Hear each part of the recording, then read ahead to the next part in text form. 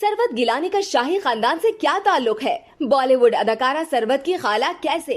मारूफ अदाकारा सरवत गिलानी ने इंकशाफ किया कि उनका माजी की मशहूर भारतीय अदाकारा परवीन बॉबी और शाही खानदान से खास रिश्ता है। बॉलीवुड की 70 और 80 की दिहाई की मशहूर और हर दिल अजीज अदाकारा परवीन बॉबी सरवत गिलानी के रिश्ते में खाला लगती हैं। सरवत गिलानी ने कहा कि गुज़िश्ता 20 साल से मैंने ये बात राज रखी है कि उनके अजदाद का ताल्लुक बॉबी शाही खानदान से है, क्योंकि मैं शेखी नहीं मारना चाहती थी। मुझे लगता है कि जिन लोगों का ताल्लुक असल शाही खानदान से होता है वो दिखावा नहीं करते।